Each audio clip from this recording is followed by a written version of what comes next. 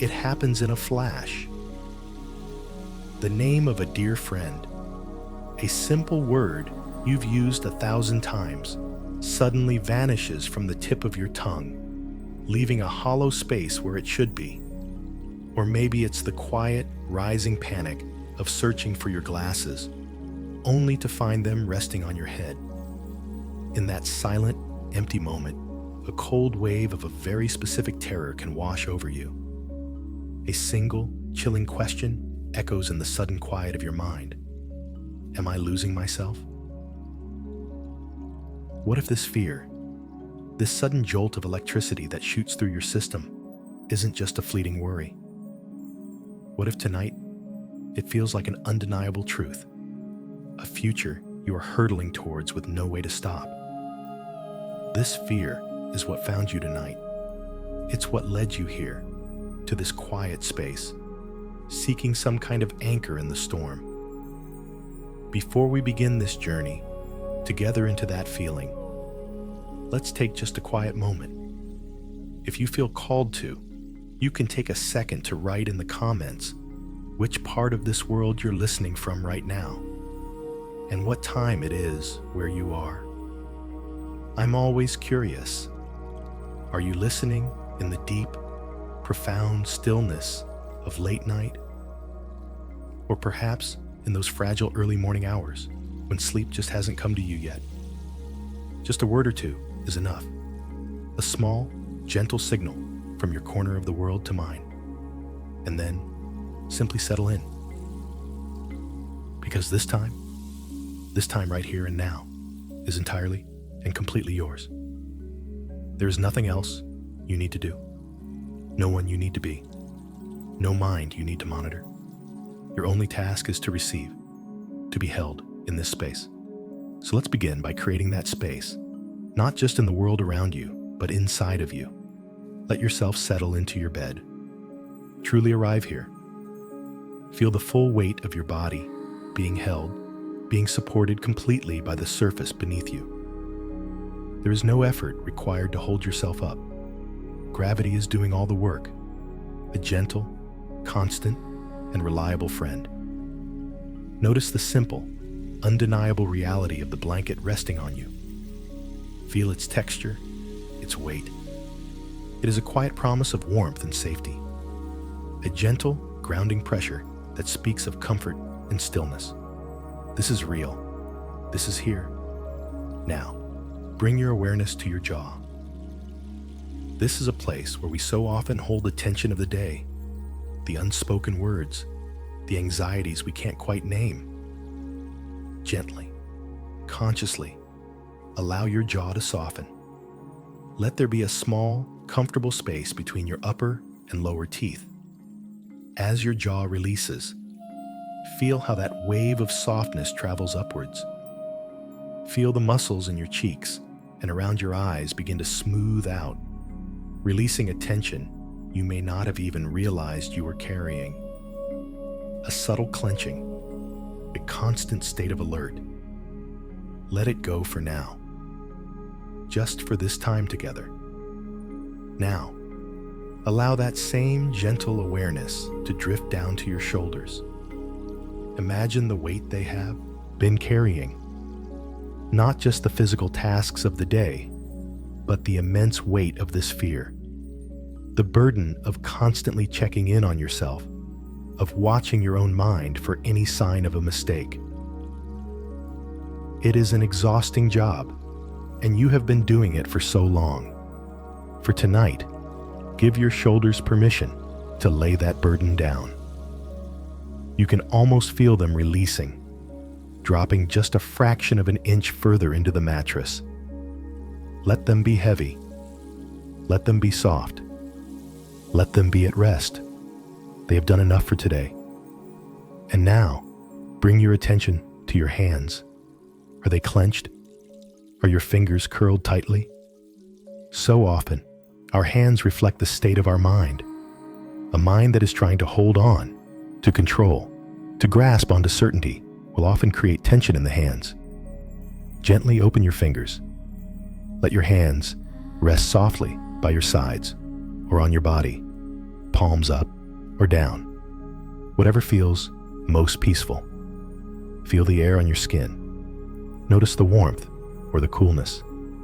Let your hands be empty. They don't need to hold on to anything right now. They don't need to fix anything. Their only job is to rest.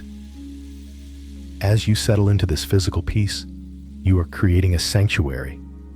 This bed, this room, is not a place of worry tonight. It is a safe harbor. It is a sacred space for this journey we are about to take. A journey not into the heart of the fear to be consumed by it, but to understand it, to hear what it is trying to tell you. What if the terror of losing your mind is not actually a prophecy? What if it is a profound, albeit painful, invitation? An invitation to discover a part of you that is deeper than memory, more constant than thought, and utterly, completely unbreakable. This is the truth that awaits you by the end of our time together. The discovery that who you are is so much more vast, so much more resilient than the contents of your mind. You are not the library of your memories. You are the one who lived them. You are not the thoughts that flicker through your awareness. You are the awareness itself. So, take a slow, deep breath in, filling your lungs with the quiet air of your safe space. And as you exhale, release the day, release the worry, release the need to know what comes next. All you need to know is that here, in this moment, you are safe, you are held, and you are about to embark on a journey home to the part of yourself that has never been lost and never can be. The quiet terror that has been stalking you in the shadows is simply a lost part of yourself, asking to be seen, to be held, and to be brought into the light of your own compassion. Tonight, we will do just that. We will turn and face it, not with panic, but with a gentle, curious heart. We will listen to its story, and in doing so, we will find a peace that thought cannot touch and that memory cannot define. Just allow yourself to be here. Allow your breath to be your anchor. Each inhale, a gentle wave of calm. Each exhale, a release of fear. There is nothing to fight, nothing to solve, only this moment, this breath, and the beginning of a profound homecoming. Now, in this quiet, protected space you have created, let's gently turn our attention toward the fear itself. We don't need to dive into it. We don't need to be consumed by it. Instead, imagine we are sitting on the bank of a river, and we are simply going to watch what floats by on the current. We are going to name the shapes we see in the dark, without judgment, without needing to fix them. The terror that finds you in the middle of the night so often speaks in the language of what if. They are whispers at first, then they can become a roar. Let's listen to them, together, from this safe distance. The first whisper might be small. What if I can't remember where I put my keys again tomorrow? What if I forget that important appointment? These feel manageable, but they are the small tremors before the earthquake. Because they lead to the bigger questions, don't they? The ones that truly steal your breath. What if one day I look at the face of someone I have loved my entire life, and I feel nothing but a blank, empty space? What if the names of my own children become like foreign words, sounds without meaning? What if all the precious, sun-drenched memories of my childhood, the smell of my grandmother's kitchen, the feeling of my hand in my father's, what if they all just dissolve like sugar in water, leaving no trace behind? The fear whispers, what if the thread that holds the story of my life together simply snaps? And what will I be then? A collection of broken pieces? A stranger living inside my own body? This is the heart of the panic. It's not just about forgetting facts or names. It's about erasure. It's the paralyzing feeling that your very identity, the essence of who you believe yourself to be, is fragile. It feels like something that can be chipped away, piece by piece, until nothing is left. It can feel as though your selfhood is a house built of glass, and this fear is a stone thrown in the dark. You live in constant anticipation of the shattering sound. This feeling is profoundly isolating. You watch other people move through their lives with an ease you can no longer access. They laugh, they remember, they tell stories, and it all seems so effortless. Meanwhile, you feel like you are walking on a tightrope, every step a careful calculation, terrified of the long fall into a fog of not knowing. Your own life can start to feel like a performance. You find yourself pretending to remember a shared moment because the shame of admitting you don't is too much to bear. You nod and smile, while inside, a frantic search is underway, flipping through the card catalog of your mind, desperately trying to find the right file. And when you can't, the cold dread returns. This feeling of fragility, this fear of being erased, creates a state of constant, exhausting vigilance. Think of the energy you spend every single day monitoring your own mind. You have become a detective and a suspect in the same body. You are constantly on the lookout for errors, for slips, for any piece of evidence that confirms your deepest fear. Did I just use the wrong word? Did I tell that story already?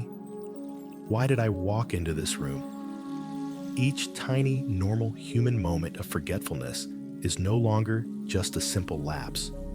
It becomes Exhibit A in the case against yourself. It is a siren blaring in the quiet of your mind, signaling a catastrophe. This internal monitoring is one of the most draining tasks a human being can undertake. It is a full-time job with no breaks, no holidays, and no pay. It is the work of holding your breath, waiting for the other shoe to drop. It's the reason you feel so bone-tired, even when you haven't done much physically. Your mind has been running a marathon of worry, a marathon of self-surveillance. There is an immense and profound exhaustion that comes from this. It's the weariness of a soldier who has been on watch for far too long. Your nervous system is perpetually in a low-grade state of fight or flight, always scanning for the threat. But the threat is internal, so there is nowhere to run. This is why you can't fully relax. This is why sleep feels so elusive. Because to let go, to surrender into the softness of sleep, feels like abandoning your post. It feels like letting the guard down. And the fear tells you that if you let your guard down for even a moment, that is when the forgetting will sweep in and take you completely. So you lie here in the dark, body aching for rest, but mind still on high alert, cataloging the day's potential failures, bracing for tomorrow's tests. Please, just for this moment, acknowledge the sheer weight of this burden. You have been carrying an invisible mountain on your shoulders. The work of constantly checking, rechecking, and judging your own thoughts is heavier than any physical weight. It is a relentless, silent struggle that no one else can see. And it is utterly exhausting. Validating this, truly seeing it for what it is the first step toward putting that weight down. You are not weak. You are not broken. You are a human being carrying an immense load. And your exhaustion is not a sign of failure. It is a testament to just how hard you have been fighting for so very long just to feel safe inside your own mind. So let's honor that exhaustion now. Let's give it a name. Let's allow it to be here. You can even say to yourself, silently, this is the exhaustion of trying so hard, and it is okay to feel this tired. In this acknowledgement, there is a small, quiet space, a moment of truce in the long war. And in that space, we can begin to find a different way. Let's go a little deeper now, into the soil from which this fear grows. Why does this particular terror have such a powerful hold on us? What is the story we have been told and have told ourselves about the mind that makes its potential decline so catastrophic? For many of us, we grew up in a world that places an immense value on intellect. From our earliest days in school, we were rewarded for having the right answer, for remembering the facts, for being quick, sharp, and articulate. Our worth was measured by our ability to perform mentally. A good memory was not just a useful tool, it was a sign of intelligence, of competence, of value. Your mind was your resume. It was the thing that would get you the good job, earn you respect, and allow you to navigate the world successfully.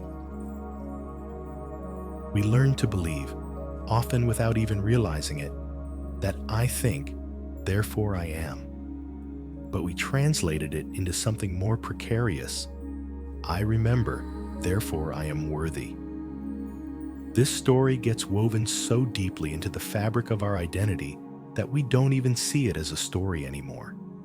It feels like a fundamental law of the universe. My mind is who I am. My memories are the building blocks of myself. Therefore, if my mind falters, if my memories fade, then I, myself, am diminishing. I am becoming less.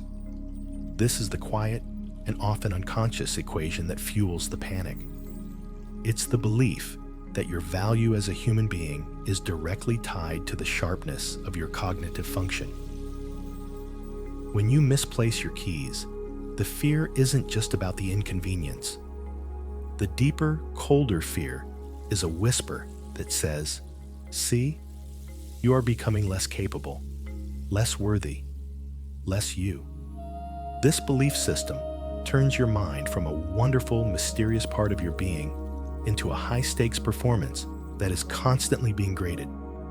And the fear of receiving a failing grade is immense. But there's another layer to this, something more tender and more profound than the fear of losing your worth. Beneath the sharp, cold anxiety, there is a deep and quiet grief. This isn't just a fear of the future. It's a grief for a potential loss of the past. Think of your most cherished memories.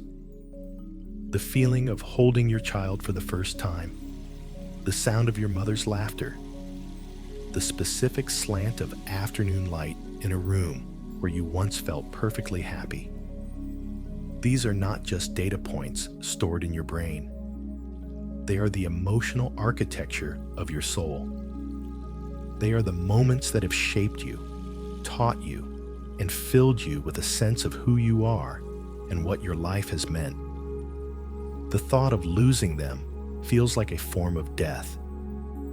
It feels like the most intimate parts of your history, the very things that make you uniquely you, could be stolen. This is a grief that is hard to name because you haven't technically lost anything yet. It's an anticipatory grief. You are mourning a loss that you are terrified is coming. You find yourself clinging to memories, replaying them in your mind, trying to solidify them, to protect them from the encroaching fog. You might look at old photographs and feel a pang of desperation, a plea to the universe. Please, let me keep this. Let me always remember how this felt.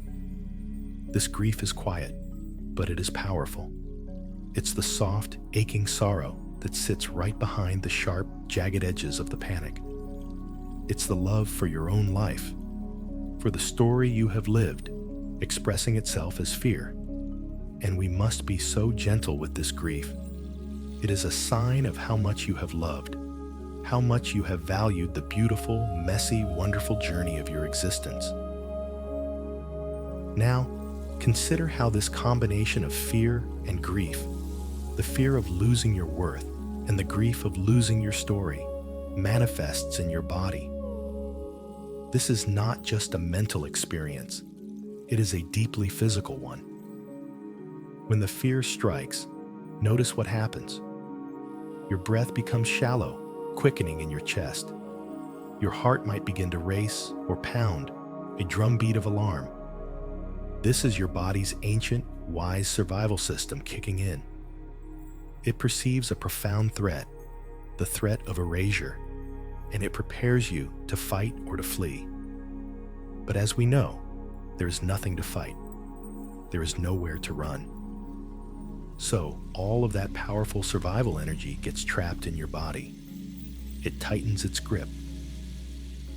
You feel it as a knot in your stomach, a tightness in your throat that makes it hard to swallow, a tense, rigid posture as if you are bracing for a physical blow. Your muscles become chronically contracted, especially in the neck, shoulders, and back. This is the physical embodiment of holding on. Your body is physically trying to hold itself together, to keep the pieces from flying apart. This is why you feel so restless. It's the trapped energy of the fear response, coursing through your system with no release. You toss and turn in bed, not because you aren't tired, but because your body is screaming, "Danger!" It's telling you that it is not safe to relax, not safe to let go. Sleep requires surrender, but your entire being is in a state of high alert, resisting that very surrender. The fear has convinced your body that letting go is the most dangerous thing you could possibly do. So you are caught in a painful paradox. The exhaustion from the fear makes you crave rest more than anything, but the fear itself makes that rest impossible. Your mind and body are locked in a feedback loop. The worried thought creates a physical sensation of tension, and the physical tension then sends a signal back to the brain that says, yes, there is indeed something to be afraid of, which in turn creates more worried thoughts. It's a self-perpetuating cycle of anxiety. Recognizing this is crucial. This is not your fault. This is not a weakness. This is a natural biological response to a perceived existential threat. Your body is doing exactly what it is designed to do to protect you. The problem is that the threat is an idea, a thought, a fear, and the very system designed to save you is now the source of your suffering. By understanding this, by seeing the story of our worth, the grief for our memories, and the body's powerful response, we can start to have compassion for the entire process. We can stop blaming ourselves for feeling this way and start to see it as a deeply human experience, a complex interplay of mind, heart, and body, all trying their best to keep us safe in a world that feels uncertain. In the dead of night, when this fear is at its loudest, its most defining feature is a profound sense of isolation. It feels like you are the only one. You look at your partner sleeping peacefully beside you. You think of friends and family, and it seems impossible that they could ever understand the specific, cold terror that is currently gripping your heart. It feels like a unique and personal failure, a crack in the very foundation of your being that no one else has. You are alone on a small, crumbling island, and the tide is coming in. I want you to listen to these next words and to let them sink in, not just into your mind, but into the very cells of your body. You are not alone in this. This fear is not unique to you. It is not a sign that you are broken or fundamentally flawed. This fear of losing your mind, of fading away is one of the most ancient, primal, and deeply human fears that exists. It is woven into our collective story, our art, our myths. It is a shared journey. Imagine for a moment all the other people lying awake right now, in different beds, in different cities, in different countries all around the world, wrestling with this exact same shadow. A young student, terrified that the pressure to remember facts for an exam is revealing a fundamental flaw in their intellect. A new mother, exhausted and sleep-deprived, who forgets a word and is suddenly plunged into a terrifying spiral of what if. An older man who sees his own parents struggle with memory and now lives in the shadow of that same fear, scrutinizing his every thought. You are part of a vast, silent community of people who are carrying the same weight tonight. You are connected to them by this shared, vulnerable human experience. The details may be different, but the core feeling, that cold, stomach-dropping panic of, I'm losing myself, is the same. This feeling doesn't make you an outcast. It makes you a member of the human family. We live in a world that relentlessly prizes and celebrates mental sharpness. Our devices are smart. Our economies are built on knowledge, and our value is often measured by our productivity and intellectual output.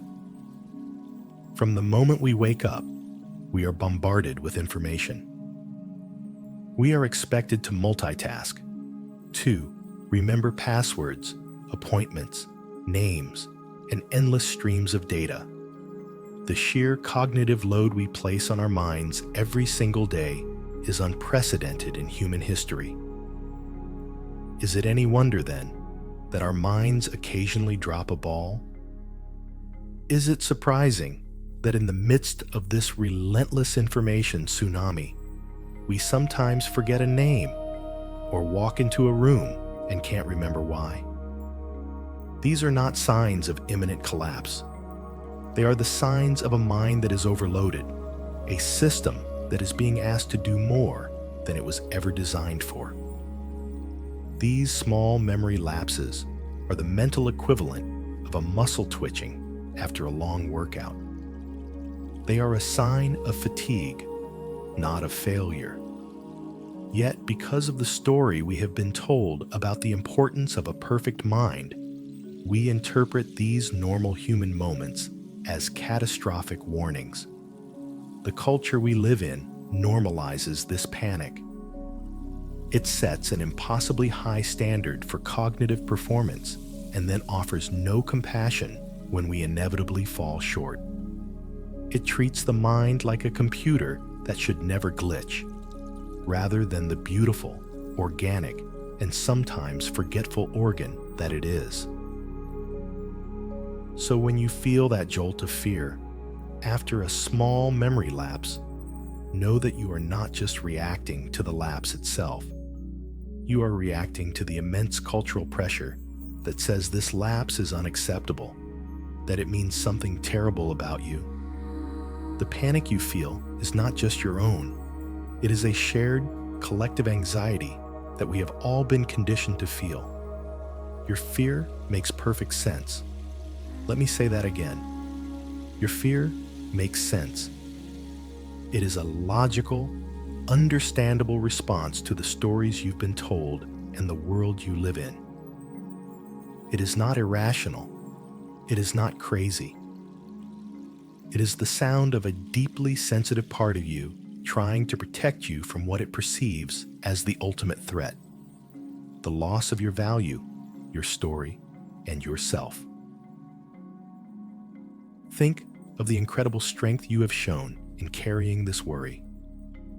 Think of all the days you have gotten out of bed, gone to work, cared for your family, and navigated the complexities of life, all while this terrifying soundtrack was playing in the background.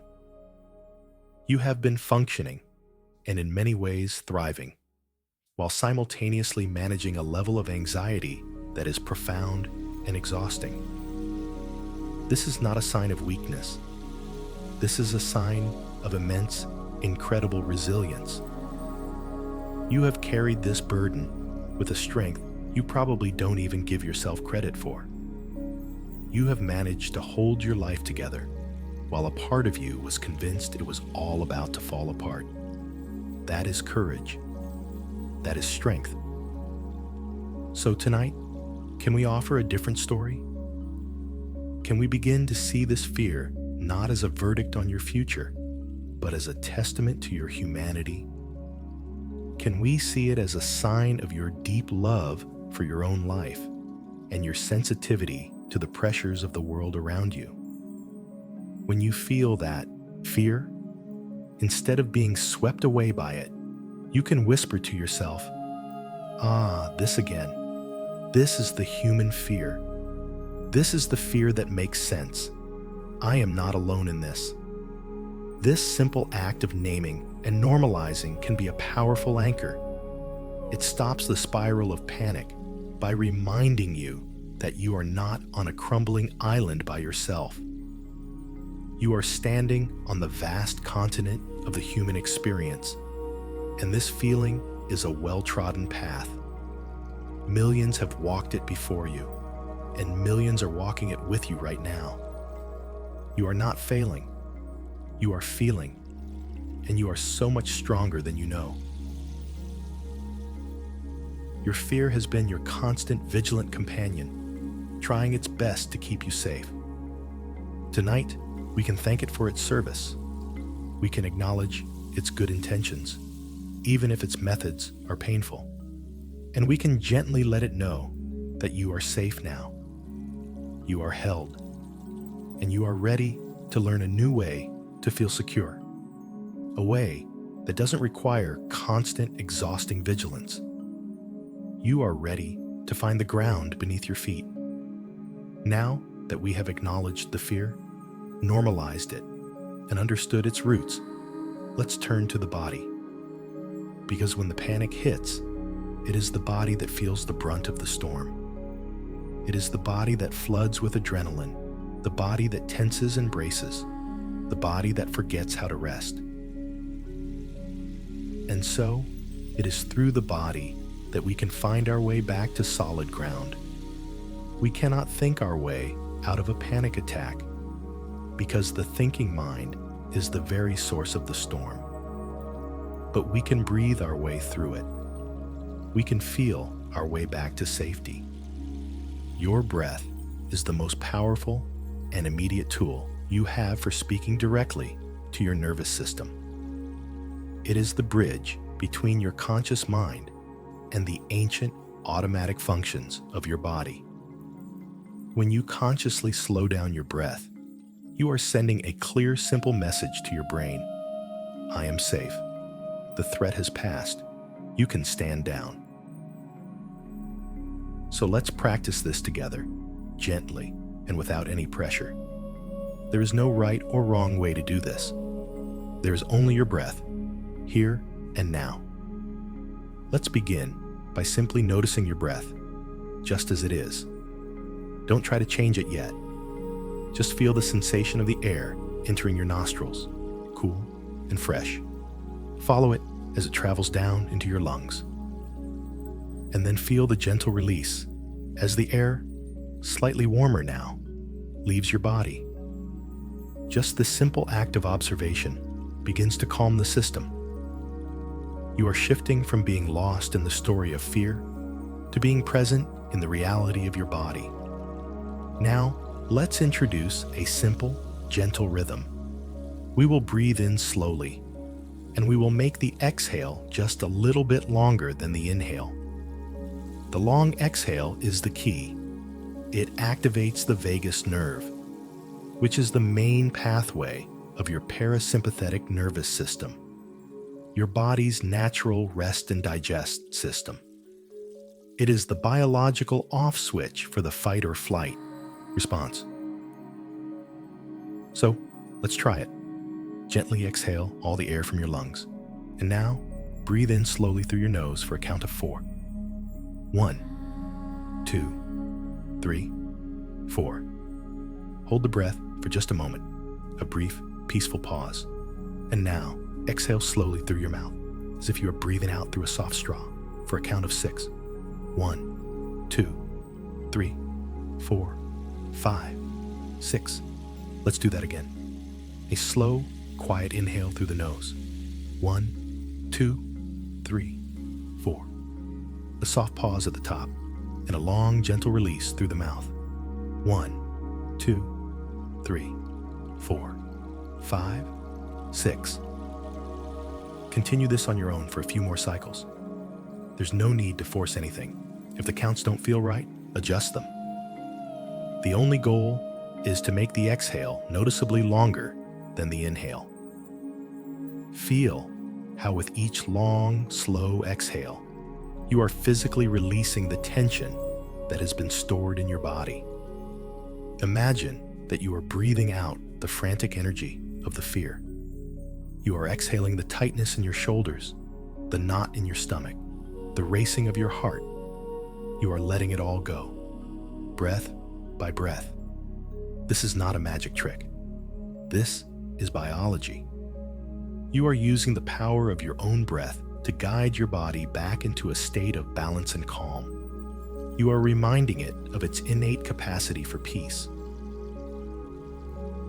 Now, as you continue this gentle, rhythmic breathing, let's expand our awareness to anchor ourselves even more deeply in the present moment. The fear lives in the future, in the terrifying world of what if.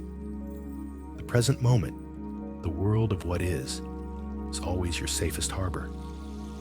Bring your attention to the simple, physical sensations that are happening right now. Feel the weight of your body on the mattress. Notice all the points of contact. Your heels, your calves, your hips, your shoulders, the back of your head. Feel the unwavering support of the surface beneath you. It is holding you completely. You don't have to hold on. You can let go. Now, feel the weight of the blanket on top of you. Notice its texture against your skin, its gentle pressure.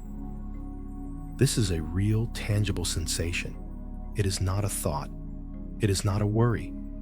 It is a physical reality that tells you, right now, in this moment, you are warm. You are covered. You are safe. Can you feel the subtle difference between the air on your face and the air under the covers? Can you feel the softness of the pillow beneath your head? These are the simple, undeniable truths of the present moment, and they are your anchors. Whenever the storm of fearful thoughts begins to rage, you can always come back to these sensations. The feeling of the breath, the weight of your body, the warmth of the blanket. These are your solid ground. Now let's create a safe container in your mind, a place where the fear can be, without it having to be you. Imagine that your awareness is a vast, open, clear, blue sky. Your thoughts and feelings, including the fear, are like weather patterns that pass through the sky. Sometimes there are dark, stormy clouds of panic. Sometimes there are gentle, wispy clouds of memory. Sometimes there is bright, clear sunshine. But you are not the weather. You are the sky. The sky is never harmed by the storm. The clouds pass, the thunder fades, the rain stops, but the vast open sky remains, unchanged and untouched. Your awareness is like that sky. The fear can be present within your awareness, but it cannot harm the awareness itself. So, as you lie here, breathing gently, anchored in your body, you can allow the feeling of fear to be there, like a dark cloud in the distance. You don't have to fight it. You don't have to push it away. You don't have to believe its story. You can simply observe it from the vast, safe space of your own awareness. You can say to it, I see you. I feel you. You are allowed to be here, but you are a cloud, and I am the sky. This practice creates a crucial space between you and the fear. In that space, you find your freedom. You realize that you can be aware of fear without becoming the fear. You are the witness, the observer, the vast, peaceful presence that is holding it all. This is your power. It's not the power to eliminate fear, but the power to hold it with compassion, to see it for what it is, a passing storm in the infinite sky of who you truly are. So continue to breathe. Feel your body. Rest in the awareness that you are the sky, not the storm. This is your sanctuary. This is your strength. And you can return to it anytime with a single conscious breath. As you rest here, anchored in the safety of your breath and body, let's gently approach the subject of memory itself. The story our fear tells us is that memory is like a library, a vast and perfectly organized building made of glass. Each memory is a fragile, precious book on a specific shelf. In this story, losing your mind means a vandal is breaking into your library at night, shattering the glass walls, and randomly throwing books into a fire. Each forgotten name, each misplaced fact, feels like another irreplaceable volume turned to ash. The library is becoming emptier, and eventually, the fear says, it will be a hollow, silent ruin. It's a terrifying image, and it's no wonder it causes such panic. It implies that memory is a thing to be protected, guarded, and that any loss is permanent and catastrophic. But what if this entire metaphor is wrong? What if memory isn't a fragile glass library at all? Let's try on a new image, a new story, just for tonight. Imagine that your memory is not a building, but a vast, flowing river. This is the river of your life. It has its source in your earliest moments and flows continuously, all the way to this present moment, where we are sitting together on its bank. This river is deep and wide, and it is always whole. Some of your memories are like clear, sunlit ripples on the surface. These are the things you can recall easily. What you had for lunch, the name of your first pet, the lyrics to a favorite song. They are right there, sparkling and accessible. You can reach in and touch them whenever you want. But many more of your memories are not on the surface. They are the deeper currents. They are the vast, slow-moving streams of feeling, sensation, and experience that flow far below the top layer. You can't always see them clearly from the bank. Their shapes are indistinct, their details softened by the water. These are the memories of how it felt to be held as a child, the general atmosphere of a holiday gathering, the vague but powerful emotional echo of a past success or a healed sorrow. You may not be able to recall the specific words that were said, but you can feel the essence of the moment. That essence is a powerful current in your river. And then there are the very deepest parts of the river, the water that flows along the riverbed itself.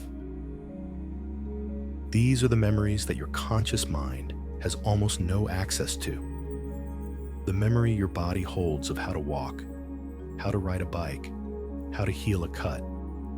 The profound, non-verbal lessons you learned about love and trust from your earliest relationships.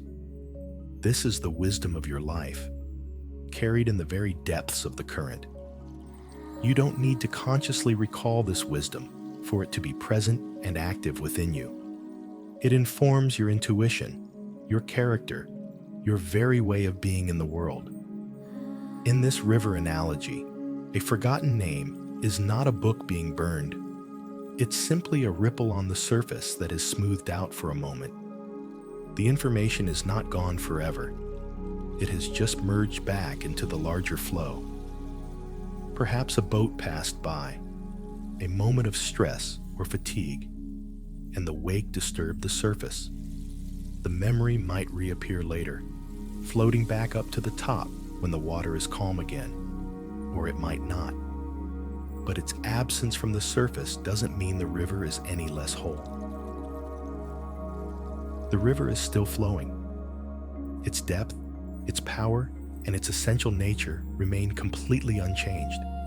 Your life, your story, your being, they are all still there, contained within the wholeness of the river. This reframing is incredibly important. It shifts you from the role of a frantic librarian, trying to keep every single book perfectly in its place, to the role of a peaceful observer, sitting on the riverbank and appreciating the beauty of the whole flowing system. You can let go of the need to control every ripple on the surface. You can begin to trust the deep, powerful currents that are always flowing within you, whether you can see them clearly or not. This river model also helps us understand that memory is not static. A book in a library is a fixed object. It tells the same story every time you open it. But a river is alive. It changes. The way you remember an event from your childhood today is different from how you remembered it 10 years ago. Your perspective shifts. You gain wisdom. You forgive. You understand things in a new light. The memory itself is reshaped by the flow of your life. This is a natural, healthy, and beautiful process. It is not a sign of your mind failing. It is a sign of your mind growing. It's the river carving a new, wiser path through the landscape of your experience. When you fear that your memories are changing or fading, you can remind yourself of this.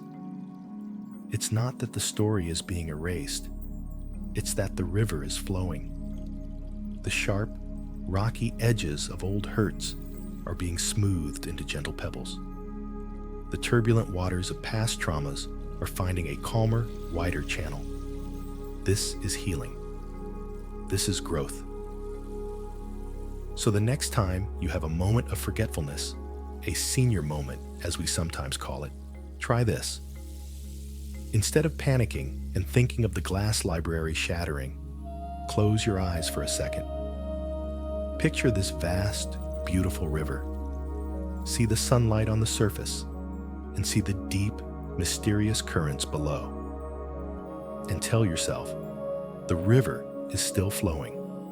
I am the river, and the river is whole. This shifts the entire experience from one of fear and lack to one of trust and wholeness. You are not a fragile collection of data points that can be lost.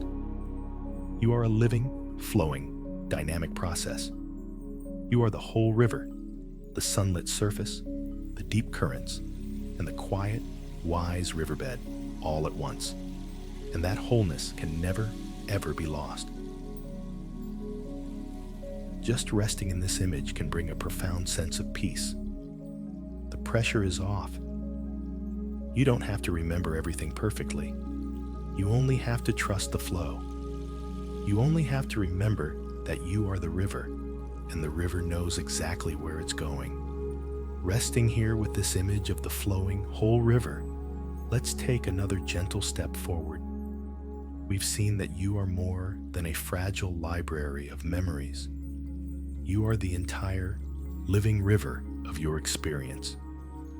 But now, let's ask an even deeper question. A question that might feel a little strange at first, so just let it wash over you without any need to find an immediate answer.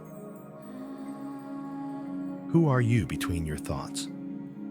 Who are you in the silent pause at the end of an exhale? Who are you when you are not actively remembering, not planning, not worrying? Who is the one that is aware of the river flowing? For so long, we have been conditioned to believe that our identity resides in the content of our minds, our thoughts, our memories, our beliefs, our personality traits. We build our sense of self out of these things. I am a person who remembers birthdays. I am a person who is good at my job. I am a person who loves this specific music. These are the stories, the ripples on the surface of the river that we point to and say, that is me. Time, trust, 2 O's. And because these thoughts and memories are constantly changing, shifting, and sometimes disappearing, our sense of self feels incredibly unstable and vulnerable. If I forget a birthday, does that mean I'm no longer a caring person? If I struggle with a task at work, am I no longer competent? If my memory of an event fades, is that part of me gone forever? This is the source of the terror. We have mistaken the contents of our mind for our actual self. But there is a part of you that is deeper than this. A part of you that has been present and constant your entire life. Think about it this way. You have a memory of yourself as a 5-year-old child. That child had a completely different set of thoughts, beliefs, and physical cells than you have today. You have a memory of yourself as a teenager, with all the turmoil and passion of those years. Again, a different mind, a different body. You see yourself 5 years ago, a different person in many ways. And yet, there is an undeniable thread of you-ness that connects all of these versions. There is a presence, an awareness that was looking out through the eyes of that 5-year-old, that teenager, and that is looking out through your eyes right now. This presence is what we can call your essence. It is the core, unchanging part of you that experiences life. It is not a thought. It is not a memory. It is the silent, aware space in which all thoughts and memories arise and pass away. It is the sky, not the clouds. It is the riverbed, not the changing currents. It is the pure, simple feeling of I am, before you add any story or label to it. This essence is the part of you that feels love. Love is not a thought. It is not a memory of loving someone. It is a direct, present moment experience that happens in a place deeper than your thinking mind. Your essence is the part of you that feels joy when you see a beautiful sunset. It's the part that feels compassion when you see another being suffer. It's the part of you that feels a sense of peace when you are in nature. These core human experiences do not depend on your cognitive function. They are not products of your intellect. They spring from this deeper well of your being. The fear of losing your mind is terrifying because you believe you will lose the one who has lived it all. But what if that's not true? What if you are not just the story, but the one who the story happened to? Let this affirmation settle into you. You are more than what you remember. You are the one who has lived it all. You are the one who felt the warmth of the sun on your skin that summer afternoon you can barely recall. You are the one who felt the sting of a scraped knee as a child. You are the one whose heart broke and then healed. You are the one who laughed until you cried. Even if the specific details of these events fade from your conscious memory, the wisdom, the feeling, the impact of those experiences are not lost. They have been woven into the fabric of this essential self. They are part of the richness of who you are, whether you can bring the specific memory to the surface or not. Think of a beautiful, intricate tapestry. Your memories are the individual threads of different colors. When you stand very close, you see each thread clearly. This is like your conscious recall. But if a few threads were to fray or break, would the tapestry lose its essential beauty and strength? No, because the beauty is in the overall pattern. the way all the threads have been woven together. Your essence is the entire tapestry. The wisdom of your life is in the pattern, not in any single thread. When you start to identify with this deeper essence, the fear of memory loss begins to lose its power. If your identity is not tied to the threads, but to the whole tapestry, then the loss of a few threads is no longer an existential threat. It's a natural part of the life of the tapestry. It does not diminish its wholeness or its beauty. This is a radical shift in perspective. It's a journey from identifying with the mind's ever-changing content to resting in the timeless, unchanging awareness that holds it all. It's the difference between clinging to a single wave and realizing you are the entire ocean. You don't have to fully grasp this concept with your intellect right now. In fact, you can't. The mind cannot understand that which is beyond it, but you can feel it. You can sense it. You can feel that quiet, steady presence within you, right now, behind all the words you are hearing. It is the part of you that is simply here, aware, breathing. It has been with you every second of your life. It has witnessed every thought, every feeling, every memory. It is the constant, silent companion that has never left you, and it never will. That is who you truly are, and that self can never be lost. Let's take this feeling, this subtle sense of a deeper self, and journey with it. We've talked about it as an idea, but now let's explore it as a lived experience. Let's embark on a short, guided journey to connect with this core essence, this quiet, stable place within you. There is nothing you need to force or achieve. Simply allow my words to be a gentle guide and be open to whatever you may feel or experience. Stay settled in your comfortable position, allowing your breath to continue its soft, easy rhythm.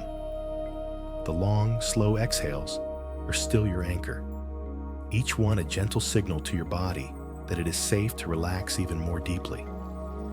Now, I want you to bring to mind the image of a vast, deep ocean. You can see it in your mind's eye, stretching out to the horizon in all directions. It is a calm day, and the surface of the ocean is alive with activity. See the small, sparkling waves dancing in the sunlight. See the gentle swells rising and falling in a slow, rhythmic dance. This surface of the ocean represents your everyday mind. The waves are your thoughts, your feelings, your memories. Sometimes, the waves are small and gentle, like pleasant, fleeting thoughts. Other times, a storm might roll in, and the waves become large, choppy, and chaotic. This is your mind during times of fear and panic. The thoughts crash against each other. The surface is in turmoil, and it seems like the entire ocean is a place of chaos and danger. This is where we usually live, on this turbulent, ever-changing surface. We identify with the waves. When the waves are calm, we feel calm. When the waves are stormy, we feel stormy. We believe that we are the waves. But now, I invite you to do something different. Imagine you can gently, safely, begin to sink beneath the surface. Let yourself drift downwards, past the busy, noisy waves. As you descend, you notice something remarkable. The deeper you go, the quieter it becomes. The turbulence of the surface begins to fade away. The crashing sounds become muffled, distant, and then disappear altogether. You are sinking into the vast, silent, peaceful depths of the ocean. Down here, there are no waves. The storms that rage on the surface have no effect on this deep place. It is a realm of profound stillness and peace. The water is perfectly calm, holding you in a gentle, supportive embrace. There is a soft, deep blue light that permeates everything. This is the deep ocean of your being. This is your core essence. It has always been here, beneath the surface of your busy mind. It is a place of absolute tranquility that is always present within you, no matter how wild the storm on the surface may be. Rest here for a moment. Feel the profound peace of this place. There are no what-if thoughts here. There is no anxiety, no fear of being erased. There is only a vast, silent, knowing presence. This is the part of you that is utterly stable. It cannot be touched by cognitive change. It cannot be disturbed by a forgotten name or a fleeting memory. It is the deep, unchanging truth of who you are. The surface thoughts and memories can change, just as the waves on the ocean change from moment to moment. But your true self, this vast, quiet, peaceful depth, is always undisturbed. It is your eternal refuge. From this deep place, you can look up towards the surface. You can see the waves, the thoughts, the fears, the memories passing by far above you. But from this perspective, they look different. They no longer seem so personal, so threatening. You can see them for what they are: temporary patterns of energy, arising and passing away on the surface of your vast being. They are a part of the ocean, but they are not the whole ocean. You are the whole ocean. You are the depths and the surface, but your true home, your essential nature, is this deep, unshakable peace. Feel the stability of this inner core. It feels solid, timeless, and incredibly powerful in its stillness. This is the ground of your being. It is the foundation upon which your entire life has been built. When you feel lost in the storm of your thoughts, this is the place you can always return to. You can always find your way back to this inner sanctuary. Let's practice returning. Gently, in your imagination, allow yourself to float back up towards the surface. As you rise, you begin to hear the sounds of the waves again. You begin to feel the movement of the water. You are back in the realm of your thinking mind. A worry might appear, a memory, a plan. This is normal. This is the mind's nature. But now, you know something you didn't know before. You know that the depth is still there. You have a felt sense of its existence. So now, when a wave of fear washes over you, you have a choice. You don't have to be tossed about by it. You can acknowledge the wave, and then, with a conscious breath, you can choose to let yourself sink back down into the peace of the depths. Let's try it one more time. Take a slow breath in, and as you exhale, imagine yourself sinking effortlessly back down into that quiet blue stillness. Feel the immediate sense of relief, of coming home. This is your true nature. This peace is who you are. Any thought, any feeling, any memory that tells you otherwise is just a wave on the surface. It is not the truth of your being. Rest in this feeling. Let this deep, oceanic peace saturate every cell in your body. Let it soothe your tired nervous system. Let it wash away the exhaustion of constantly struggling on the surface. Here, in the deep, there is nothing to do, nothing to fix, nothing to remember. There is only being, and it is more than enough. You are more than enough. This place is always available to you. It is your birthright. It is the unshakable core of you that can never be lost, forgotten, or erased. It is the silent, loving presence that is holding you right now as you drift gently towards sleep. As you rest in this deep, oceanic peace, let's bring our awareness to the timeless nature of this essence. This isn't a state you have just created or discovered for the first time tonight. This silent, aware presence has been the unbreakable thread running through the entire tapestry of your life. Travel back in your mind as gently as a feather drifting on the wind. Go back to a time when you were a small child. You don't need a specific, clear memory. Just evoke the feeling of being that young. The world was so big, your senses so alive. Remember the feeling of running, the feeling of being held, the simple joy of a favorite toy. Now, ask yourself, who was it that was experiencing that? Who was looking out through those small eyes, feeling those simple, powerful emotions? It was you. The same essential awareness that is here with you now, listening to these words, was there then, experiencing that moment.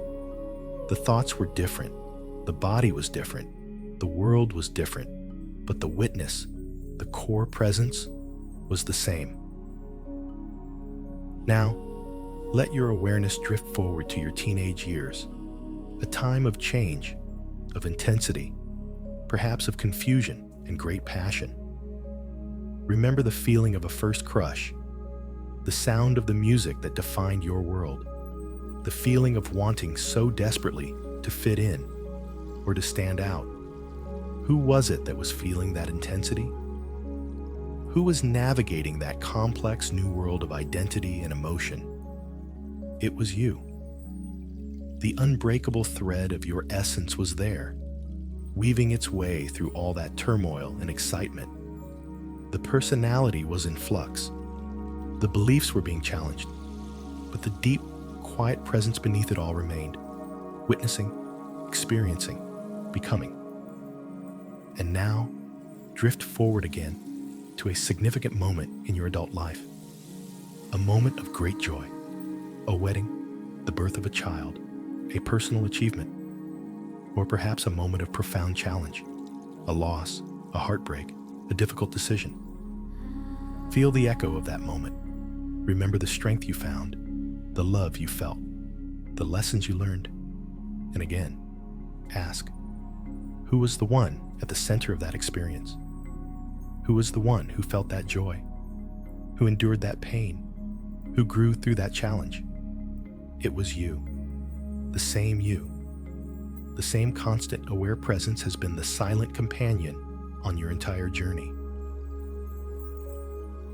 This essence, this core self, has been with you through every single phase of your life.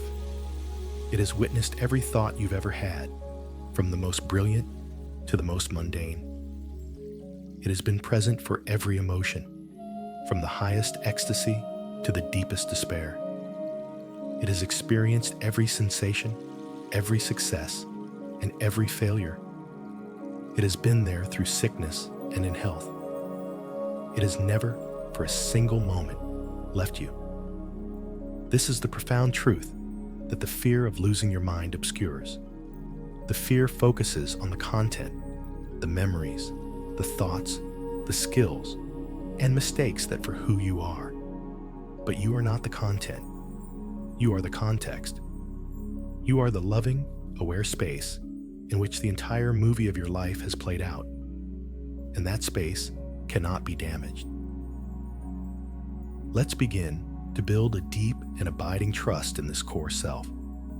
Trust that it is resilient. It has already proven its resilience beyond any doubt. It has weathered every storm your life has brought. Think of the challenges you have already overcome, the heartbreaks you thought you would never recover from, the periods of stress or confusion where you felt lost. And yet, here you are. The essence of you, the unbreakable thread, endured. It carried you through.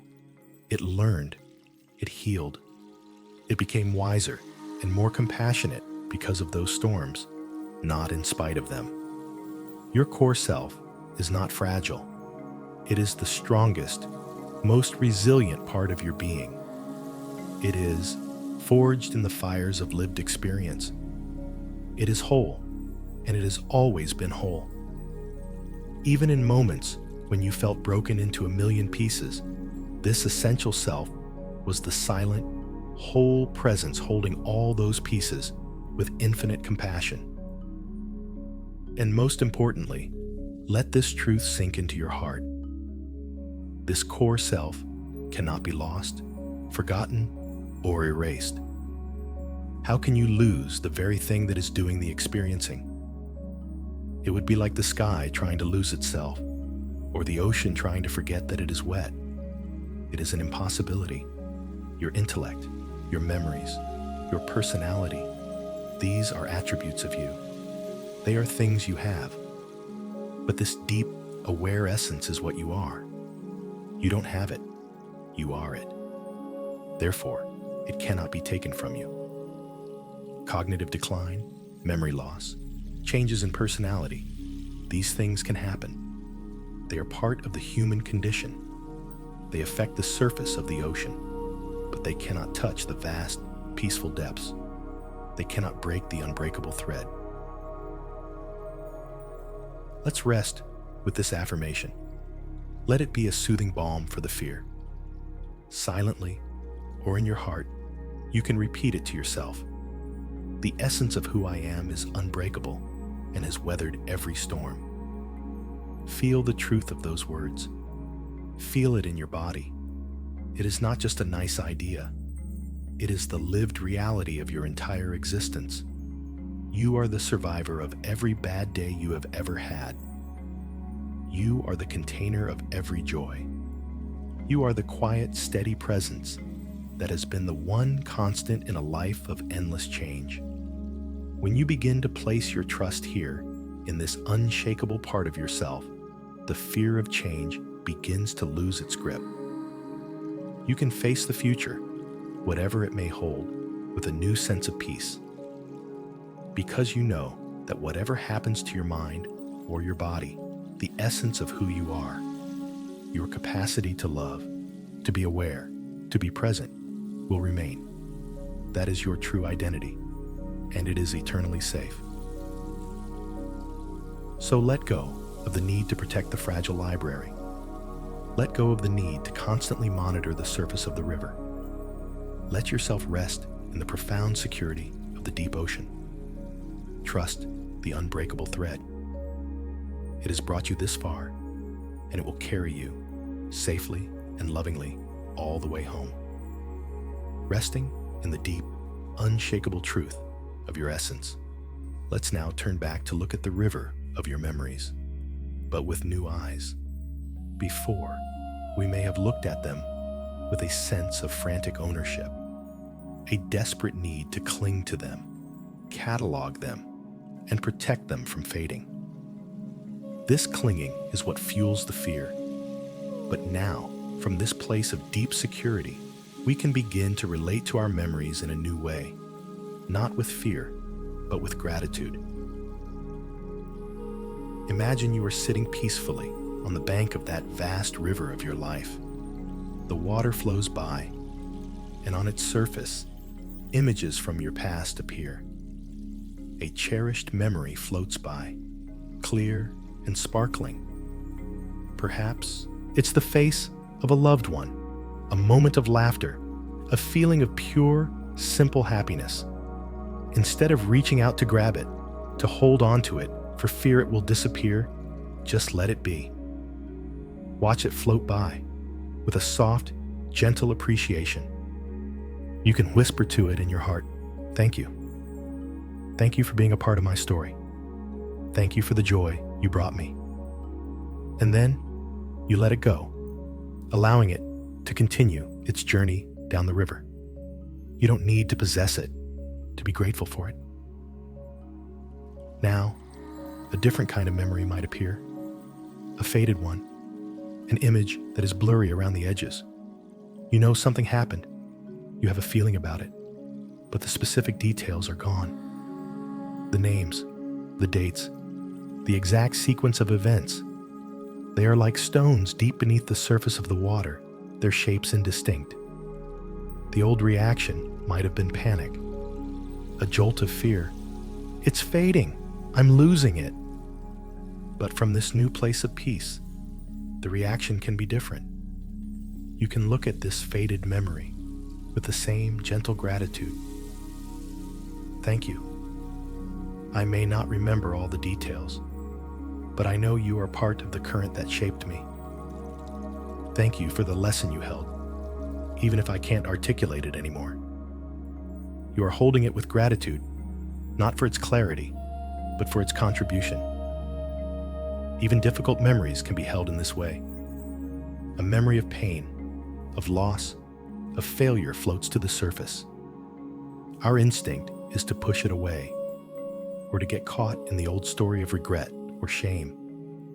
But here, on the riverbank, from the safety of your essential self, you can look upon it with a tender gratitude as well. Thank you for the strength I discovered in that moment.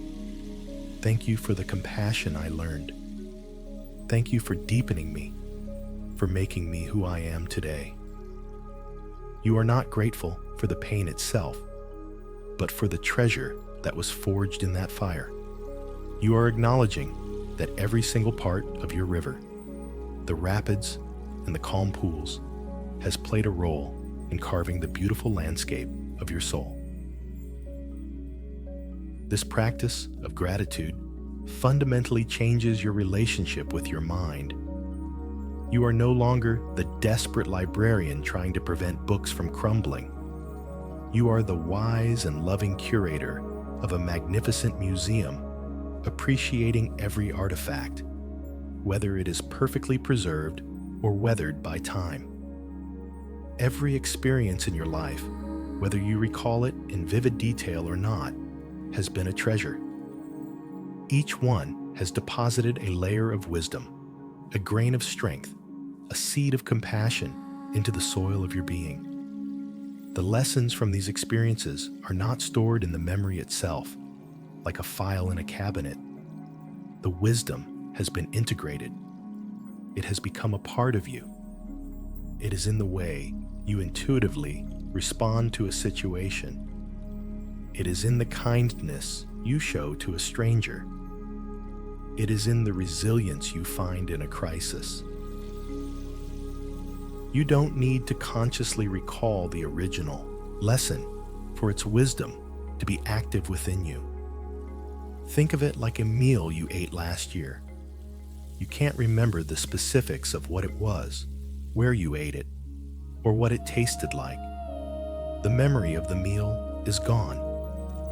But the nourishment from that meal is not gone. It was absorbed by your body. It became your cells, your energy, your life. It is now an inseparable part of your physical being. Your life experiences are the same. They are the nourishment for your soul. Whether you can remember the specific meal or not, the nourishment has been integrated. The wisdom is already within you. It is in your very essence. This is why you can begin to release the desperate need to cling to memories. You can trust that their value is not in their perfect preservation, but in the way they have shaped the beautiful, unbreakable essence of who you are today.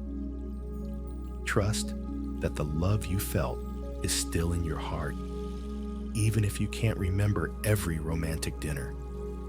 Trust that the strength you gained is still in your bones, even if you can't remember the details of every struggle. Trust that the joy you experienced has forever brightened your soul, even if the specific moments are now just a soft, warm glow. When you trust this process of integration, a profound sense of peace becomes possible. The fear of forgetting subsides, replaced by a quiet confidence in the person you have become. You can allow the river to flow without needing to control its every ripple. You can watch the memories rise and fall, fade and brighten, knowing that the river itself, your life, your being, remains whole, rich, and nourished. So take a moment now, in this quiet space, to feel this gratitude. Let a wave of appreciation wash over you for the incredible, complex, beautiful story you have lived. Thank the clear memories. Thank the faded ones. Thank the joyful ones and the difficult ones. Thank them all for contributing to the masterpiece that is you.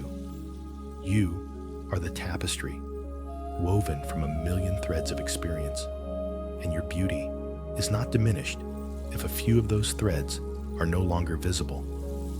The pattern they created remains.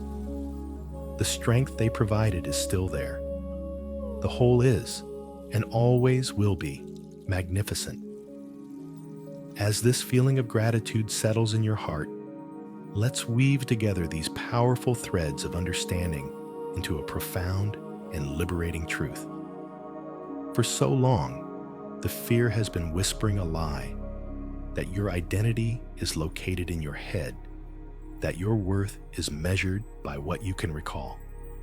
Tonight, we are going to fully and completely integrate a new truth, a truth that resides not in the mind, but in the deep wisdom of the heart. The truth is this: your identity is not held in what you know, but in your capacity to love. Your value is not in what you can remember, but in your ability to feel and express kindness. Your essence is not defined by the sharpness of your intellect, but by the depth of your presence. This is the great homecoming. It is the shift from a head-based identity to a heart-based one. Think of the people you love most in your life. Why do you love them? Do you love them because they have a perfect memory?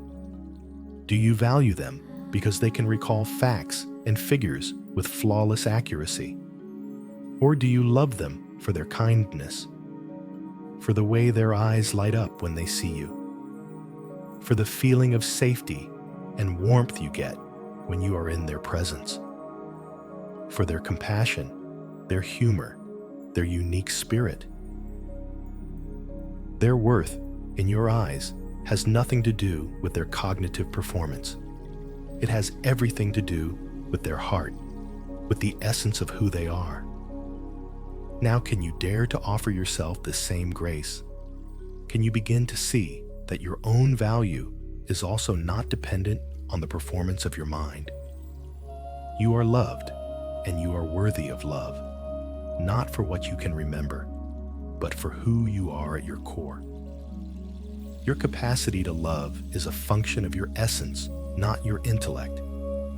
It is the natural radiance of your true self.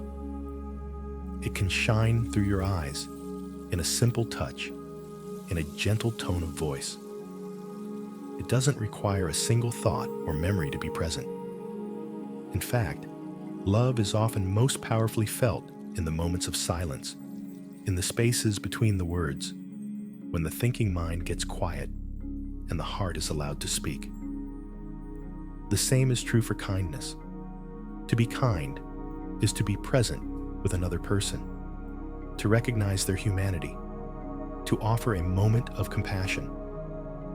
This is an act of the heart.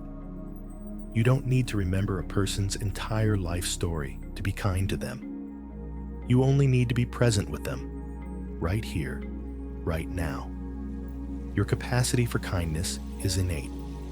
It is part of the deep ocean of your being. It can never be lost, even if the waves on the surface are choppy. This is a profound realization. It means that your value as a human being is inherent. It is not something you have to earn or maintain through mental gymnastics. It was given to you at birth. It is the very fabric of your essence. It does not diminish if your mind changes. It does not fade if your memories become less clear. It is constant. It is unconditional. Let's allow this affirmation to sink deep into your being, into the place where fear used to live. My worth is not in what I can recall, but in the love that I am. Feel the truth of this. Feel the immense relief it brings, the pressure to perform, to be perfect, to never forget. You can let it all go. It was a burden you were never meant to carry. You are not a human thinking machine. You are a human being, and your being is rooted in love. Imagine what it would be like to live from this place of knowing. When you interact with others, your focus would shift. Instead of worrying about saying the right thing or remembering the right name, your focus would simply be on being present, on offering your kindness. You would connect with people from your heart, not just from your head. This creates a much deeper, more authentic, and more joyful way of relating to the world. And when you are alone, this truth would be your constant comfort. When a moment of forgetfulness happens, instead of it triggering a spiral of panic, it could become a gentle reminder, a nudge from the universe to come out of your head and drop into your heart. You could place a hand on your heart and say to yourself, "It's okay. My memory is not who I am. My capacity to love is who I am, and that is perfectly intact." This is not about denying the challenges that can come with cognitive change. It is about shifting your identity to a place that is untouchable by those challenges. It is about finding the part of you that is eternally whole and making that your home base. You are relocating your sense of self from a fragile, changeable house built on the sand of the mind to an unbreakable, timeless fortress built on the bedrock of the heart. This integration is the final antidote to the fear. The fear can only survive when you believe its central premise, that your mind is you. When you truly, deeply know in your bones that you are the love, the awareness, the presence that witnesses the mind, the fear has nothing left to hold on to. It dissolves in the light of this greater truth. So, in these last moments before you drift into sleep, let this be the truth that rocks you into rest. Let go of the need to think. Let go of the need to remember. Let your mind soften and quiet down, and simply rest in the feeling of your own heart. Feel its gentle rhythm. Feel the warmth in your chest. This is the center of your being. This is your true home. Your worth is here. Your identity is here. Your peace is here. And it is safe. It is whole. And it is yours forever. You are love. You have always been love. And you will always be love. Rest in that. It is the deepest and most soothing truth of all. Now, as you float in this peaceful, heart-centered space, let's gently gather all the threads of our journey together. Like a master weaver, let's take each strand of insight and awareness and weave them into a warm, protective blanket that you can wrap around yourself as you drift into sleep. A blanket of safety, acceptance, and profound peace. The first thread we pick up is the honest acknowledgement of the fear. We didn't push it away or pretend it wasn't there. We turned to face it. We named its whispers of what if, and we witnessed the paralyzing feeling of erasure it can bring. We saw how it creates an exhausting vigilance, turning us into constant monitors of our own minds. By seeing this thread clearly, we took away its power to hide in the shadows. We brought it into the light of our compassionate awareness, and we honor the part of us that has carried this heavy thread for so long. The next thread we weave in is the beautiful, comforting color of normalization, the realization that you are not alone. This is a human fear, a shared journey. We connected with the millions of others who have felt this same cold dread. This thread reminds you that your fear makes sense in a world that puts so much pressure on our minds. It is not a sign of your personal failure, but a testament to your humanity. This thread brings warmth, community, and releases you from the cold prison of isolation. Then we pick up the strong, grounding thread of the body. we found our way back to solid ground through the anchor of the breath, the long, slow exhales, the feeling of the mattress supporting you, the weight of the blanket holding you. This thread is your anchor in any storm. It reminds you that you can always return to the simple, undeniable reality of the present moment, a place where the fearful stories of the future cannot survive. It is the thread of pure physical safety. Next, we weave in the flowing, shimmering thread of the river. We let go of the terrifying image of a fragile glass library and embrace the vision of memory as a vast, living river. Some memories on the surface, others in the deep currents, but the river always whole. This thread brings flexibility and trust. It releases you from the impossible job of being a perfect librarian and allows you to become a peaceful observer on the riverbank, appreciating the flow of your entire life story. It is the thread of wholeness. Then comes the luminous, golden thread of your true essence. We asked the question, who are you beneath the thoughts? And we discovered the silent, aware presence that has been with you your entire life. The witness, the sky, not the clouds. The deep, peaceful ocean, not the turbulent waves. This is the central thread, the strongest of them all. It is the unbreakable thread of you, the part that cannot be lost, forgotten, or erased. It is the thread of your eternal, unshakable being. Woven closely beside it is the soft, warm thread of gratitude, holding all your memories, clear or faded, joyful or difficult, with gentle appreciation. We realize that the wisdom of our experiences is not in the recall, but in the integration. The nourishment has already become part of us. This thread transforms, clinging into appreciation and fear into trust. It is the thread of grace. And finally, we weave in the radiant, heart-red thread of your true worth. The profound integration that your value is not in what you can recall, but in the love that you are. This thread relocates your identity from your head to your heart, from a place of fragile performance to a place of inherent, unconditional worth. It is the thread of ultimate freedom and self-acceptance. See this magnificent blanket now, woven from all these threads. The honesty, the community, the grounding presence, the flowing wholeness, the golden essence, the gentle gratitude, and the radiant love. It is incredibly beautiful, strong, and soft. In your imagination, feel yourself wrapping this blanket snugly around you. Feel its comforting weight, its profound warmth. This blanket is a tangible representation of your new understanding. It is a shield of peace. When the cold winds of fear blow in the night, you can pull this blanket a little tighter. Each thread will remind you of the truth. The fear of losing your mind created a job for you, the job of the watcher.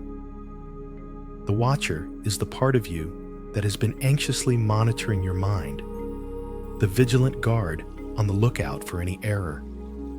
It is an exhausting, thankless job. Now, wrapped in this blanket of safety, you can finally give the watcher permission to retire. You can turn to that part of yourself and say, with deep kindness, "Thank you for your service. Thank you for trying so hard to protect me. But I am safe now. My identity is not in my mind. My worth is in my heart. Your watch is over. You can rest now. Feel that part of you letting go. Feel the profound release of no longer having to be on guard. The sentry can leave their post. The detective can close the case. The librarian can lock the doors and go home. There is nothing more to monitor, nothing to check, nothing to prove. You are simply here, a human being, resting in the safety of your own heart, wrapped in the wisdom of your own journey. This blanket is your peace.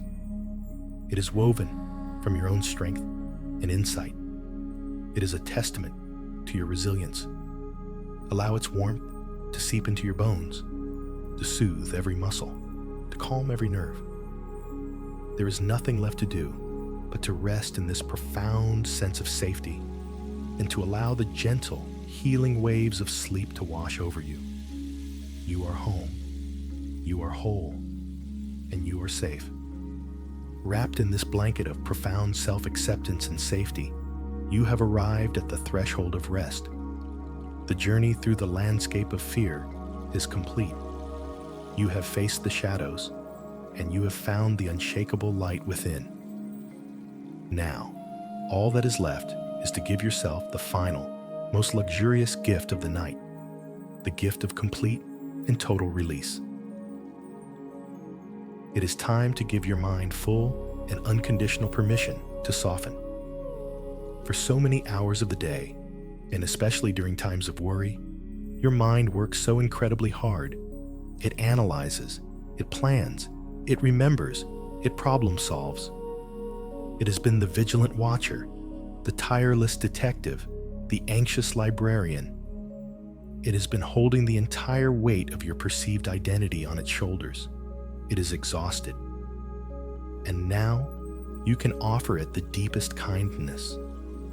You can speak to your mind as you would to a beloved child who has had a long and difficult day. You can say to it, gently and lovingly, "You have done enough. You have thought enough. You have worried enough for today. Your work is done now. You have my full permission to rest. You can be quiet. You can be still. You can let go." Feel what happens when you grant this permission. It's like the gentle untying of a knot you didn't even realize was clenched so tightly. You can feel a subtle, yet profound, release in your forehead, behind your eyes, in your temples. The mental machinery can finally power down. The gears can stop grinding. The frantic search for answers can cease. There is a beautiful and simple truth for you to rest in for the remainder of this night. There is not a single problem you need to solve right now. Not one.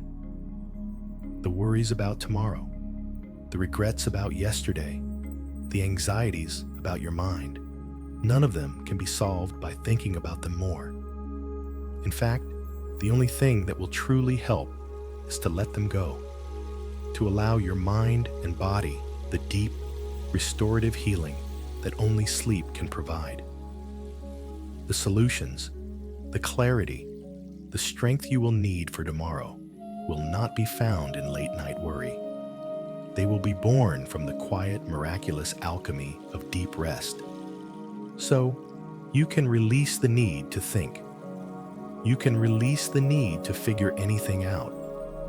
If a thought arises, as it naturally might, you don't have to follow it.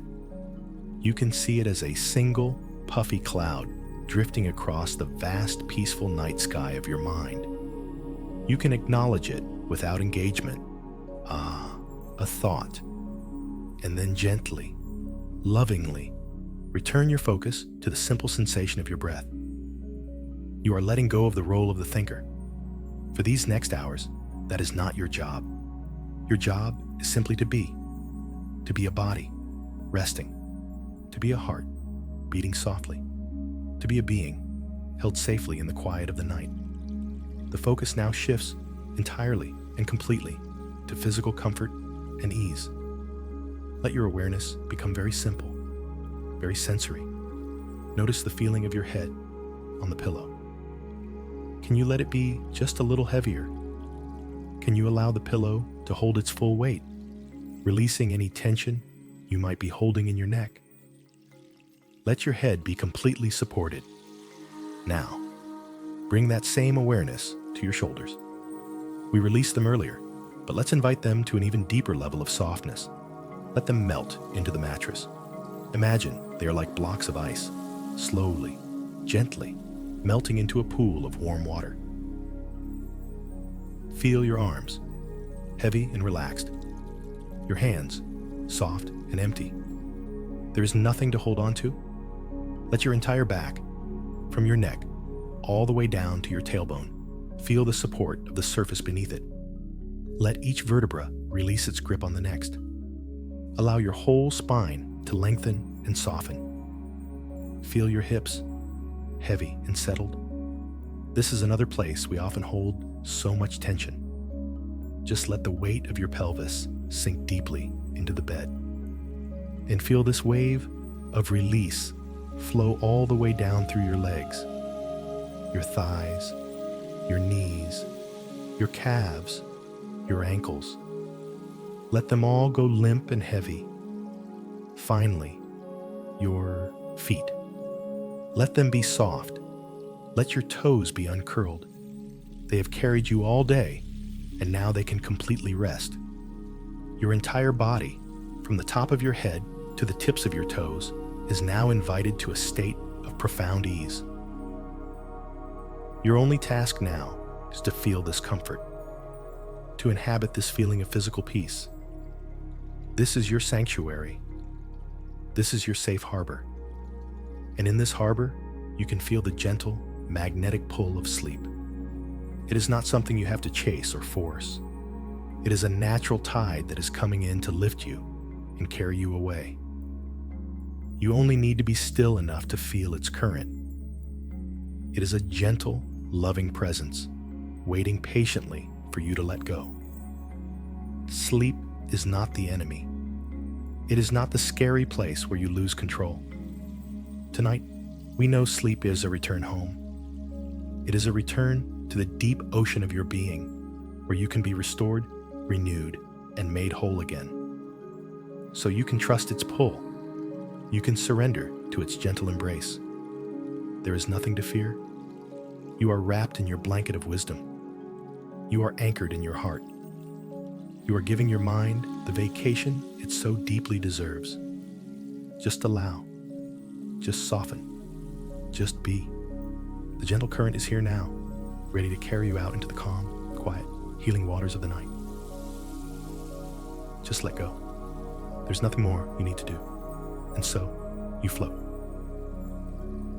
You are safe, held, and completely at ease. The hard work is over. The journey is complete. Now, there is only this gentle, effortless drifting. Imagine yourself lying not in a bed, but floating safely on your back in a calm, quiet river at night. The water is the perfect temperature, silky and supportive. It holds you completely. There's no effort required to stay afloat. The water does all the work. You are utterly buoyant, light, and free. Above you, the sky is a vast canopy of deep indigo, dotted with 1,000,000 soft, shimmering stars.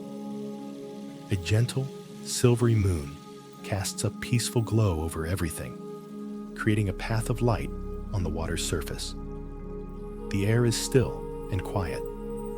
The only sound is the gentle lapping of the water against the riverbank, a soft, rhythmic shushing sound, like a lullaby.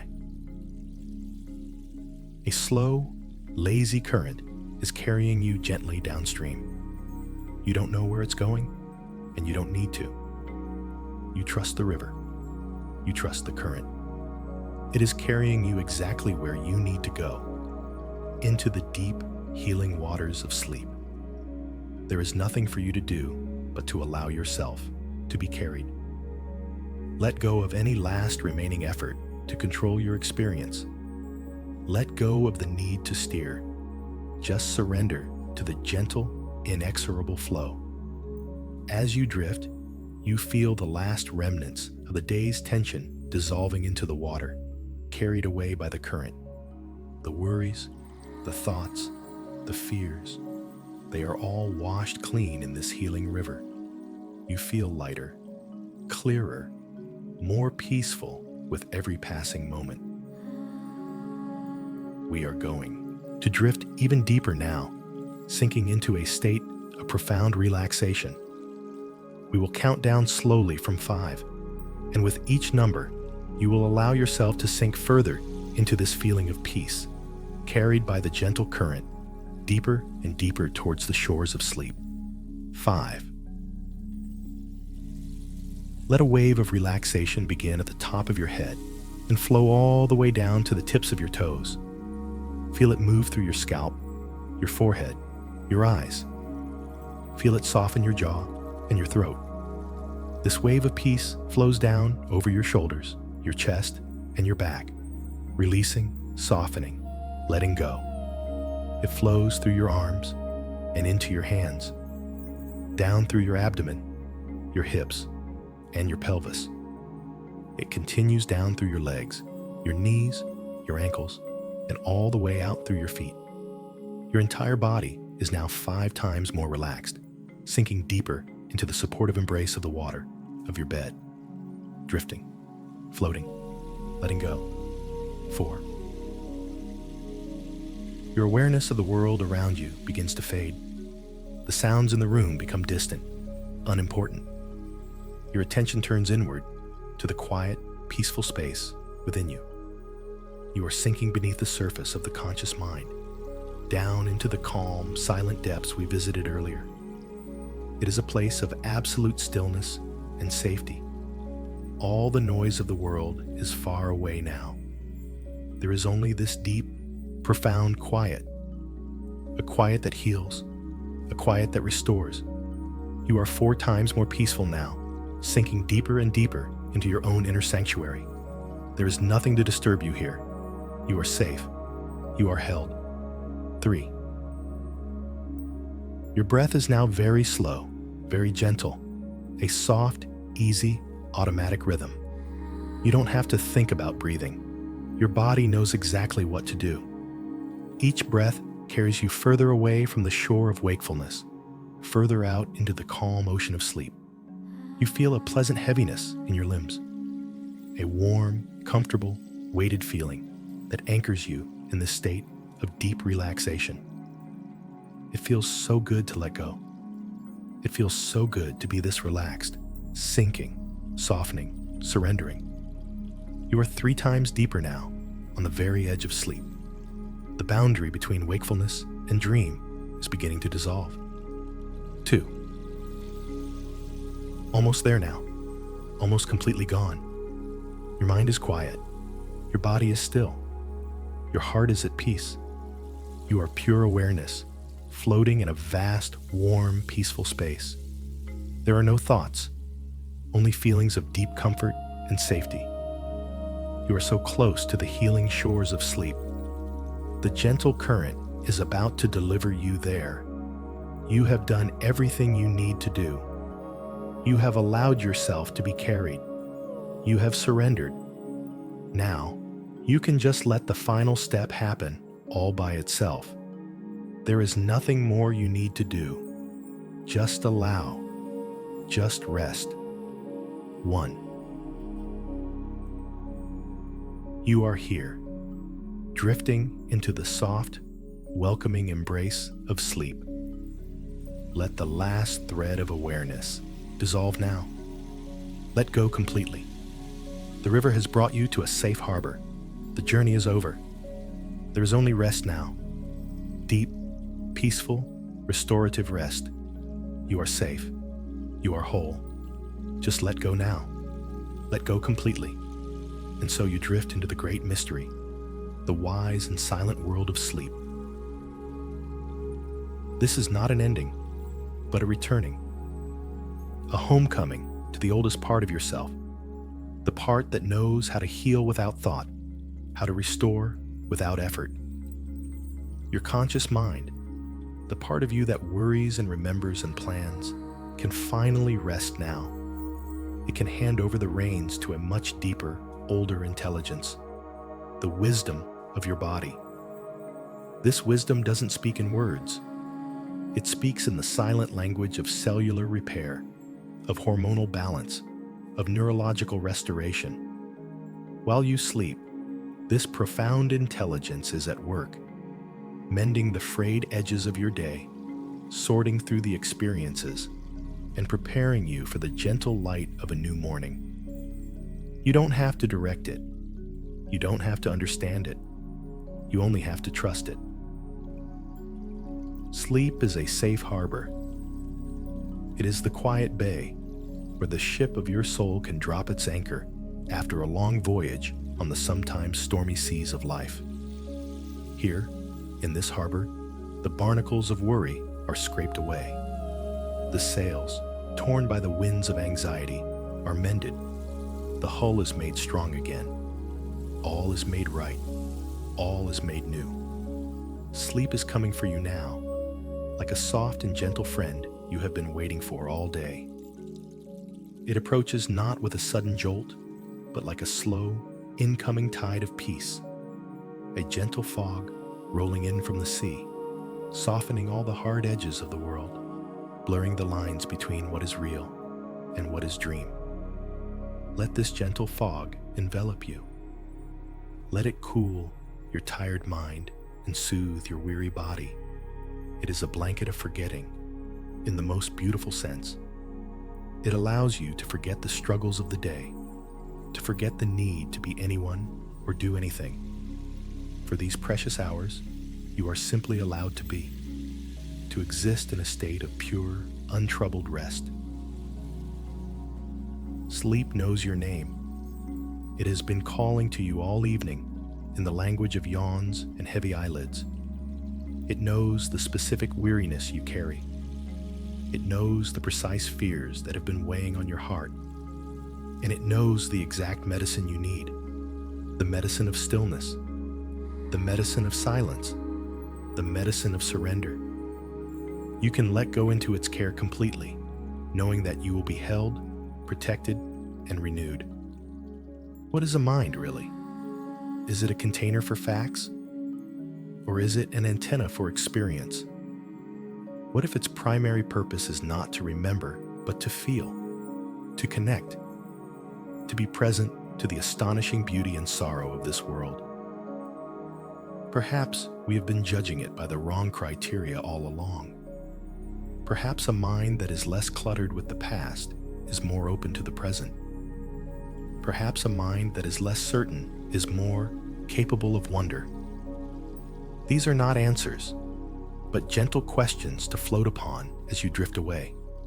Questions that open up space, that dissolve the hard edges of our fears. In sleep, you return to your essence, the part of you that is pure awareness, the unbreakable thread, the deep ocean.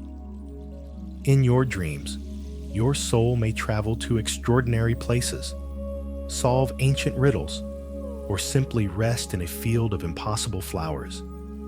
And the part of you that witnesses these dreams is the very same part that witnesses your waking life. It is the constant, the true you. And when you wake, you will return from that deep source, perhaps not remembering the specific journeys of the night, but feeling their nourishment, feeling their peace. You will be a little more whole, a little more you. You are safe. You are whole. You are held in a great and loving mystery. Just let go now. Just rest. Sleep is here.